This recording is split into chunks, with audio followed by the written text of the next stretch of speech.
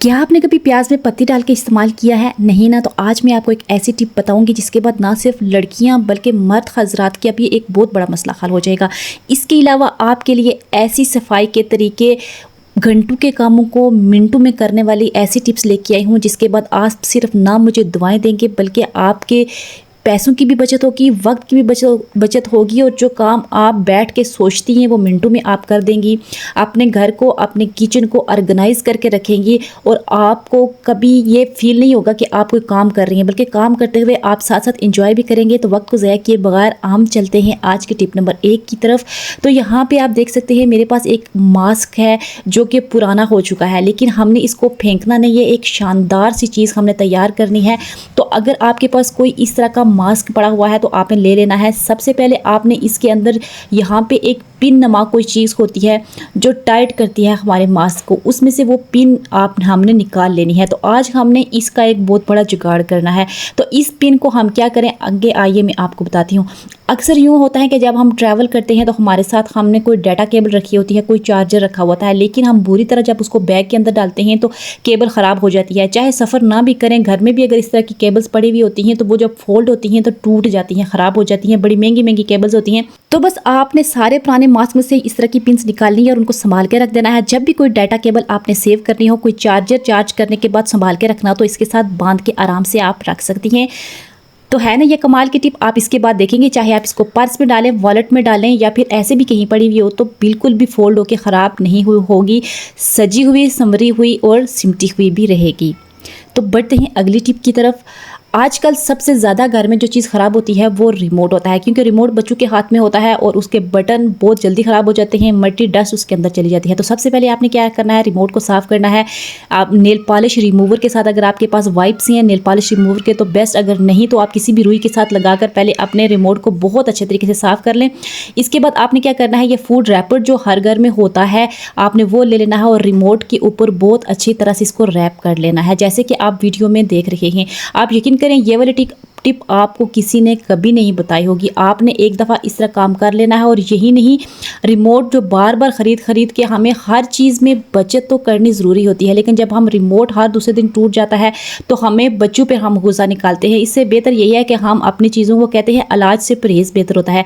जब हम परहेज़ करेंगे इस तरह की चीज़ों से तो हम इलाज से बच जाएंगे, ज़्यादा पैसों से भी बच जाएंगे और हमारी चीज़ें भी सेव और महफूज रहेंगी। तो आप देख रहे हैं ये रैपर मैंने रिमोट के ऊपर चला लिया है। आप आराम से आप इसको इस्तेमाल भी कर सकते हैं, बटन भी ख़राब नहीं होंगे और ना ही इसके अंदर डस्ट डट जाएगी। तो है ना ये कमाल की टिप, उम्मीद करती हूँ आपको पसंद आई होगी। तो आइए देखते हैं अगली टिप कौन सी है।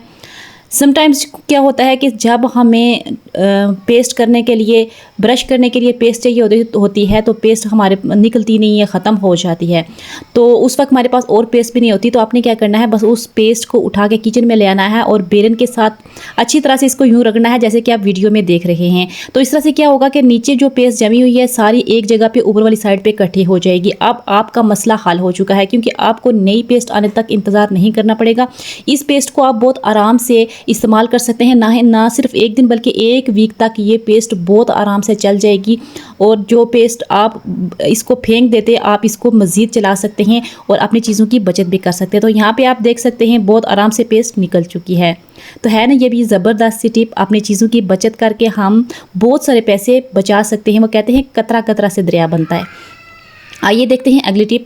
घर में सबसे बड़ा मसला, और ये जो तौलिए होते हैं इनकी जगह नहीं होती। कभी ये बेड के ऊपर पड़े हुए होते हैं, कभी ये पंखे के ऊपर पड़े हुए होते हैं, कभी किसी हैंगर के साथ लटके हुए होते हैं, यानी कि इनको समेट के हम नहीं रखते। तो आज मैं आपको एक टिप बताऊंगी। आपने क्या करना है, तौलिया ले लेना है, इसे फोल्ड कर लेना है।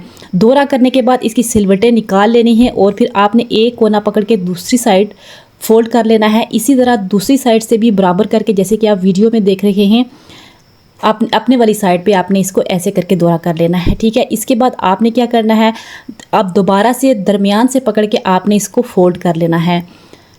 आप यकीन करें कि इतना अच्छा लगेगा इस तरह से तौलिया रखा हुआ कि देखने वाले भी पूछेंगे कि ये आपने कैसे किया है। आपने इस तरह से दोहरा कर लिया, इसके कोने पकड़ के आपने दोबारा से बराबर कर लेने हैं और उसके बाद पीछे से रोल करते हुए इसको आगे आपने आना है, बिल्कुल जैसे कि आप वीडियो में देख रहे हैं।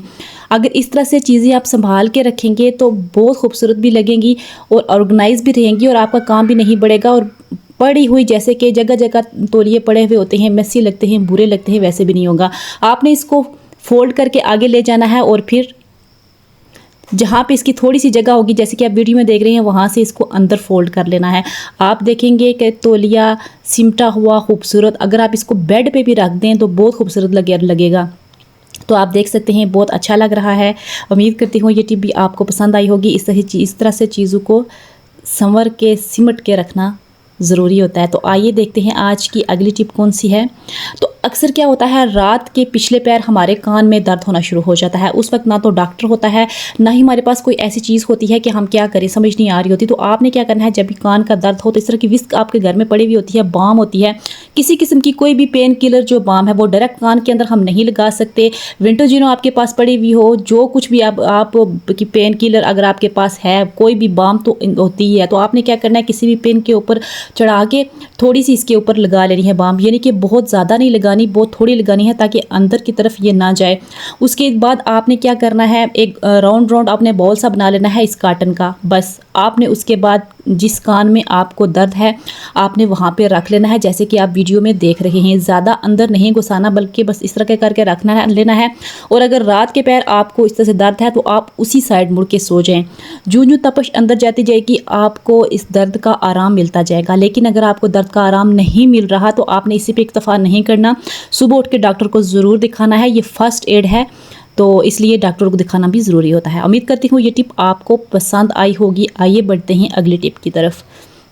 अक्सर क्या होता है, जब कोलगेट हमारी ख़त्म हो जाती है तो हम इसको ऐसे ही फेंक देते हैं, लेकिन आज मैं आपको ख़त्म हुई कोलगेट का भी फेंकने से पहले एक इस्तेमाल ज़रूर बताऊंगी। तो आपने क्या करना है, उस कोलगेट को इस तरह अच्छी तरह से काट लेना है और पानी के अंदर डुबोते जाना है। इसके 3-4 टुकड़े आपने बहुत आराम से बना लेने हैं, जैसे कि आप वीडियो में देख रहे हैं। आप यकीन जाने बड़ा मसला हल हो जाएगा। जो ख़वातीन को समझ नहीं आ रही होती कि हम ये काम कैसे करें, आज मैं आपको बताऊंगी। इस तरह से छोटे छोटे टुकड़े करके मैंने पानी के अंदर सारी कोलगेट को डाल दिया है और इसका फ्रंट हिस्सा भी बहुत अच्छे तरीके से आपने पानी में मिक्स कर लेना है, ताकि ज़रा सी भी कोलगेट बाहर ज़ाया ना हो। हम इससे अपना काम भी ले लें, अपने काम को आसान भी कर लें और हमारे पैसों की बचत भी हो। हमें महंगे महंगे जो लिक्विड्स हम मंगवाते हैं उससे भी जान छूट जाए। तो बहुत अच्छे तरीके से ये जो मैंने काट के कोलगेट रखी थी, ट्यूब रखी थी, उसको पानी के अंदर बहुत अच्छे से मिक्स कर लिया है। और अब हाथों की मदद से आपने सारी कोलगेट को मिक्स करने के बाद किसी भी आपने इस तरह बोतल के अंदर डाल लेना है, पंप जिसके साथ लगा हुआ, स्प्रे बोतल जिसको बोलते हैं। बस आपके पास एक ऐसा क्लीनिंग सोल्यूशन बन के तैयार हो चुका है कि आप ये इस तरह के जब पौधे हमने घर रखे हुए होते हैं, फूल आर्टिफिशियल रखे हुए होते हैं, उन पर डस्ट पड़ जाती है, उसको साफ़ करें, बिल्कुल साफ़ नहीं होती। अगर आपने किचन में रखे हुए होते हैं तो उनके ऊपर गंदगी जम जाती है, ग्रीस आ जाती है, ऑयल वगैरह जम जाता है। तो बस आप इसकी स्प्रे करें और किसी भी टिश्यू के साथ, किसी भी कपड़े के साथ आप इसको साफ़ करते जाएं। आप यकीन करें 5 मिनट में आपका काम आसान हो जाएगा। आप चूल्हा साफ़ करें, आप टाइल साफ़ करें, आप डाइनिंग टेबल के शीशे साफ़ करें या कोई भी शीशा साफ़ करें, बहुत आराम से क्लीनिंग होती है।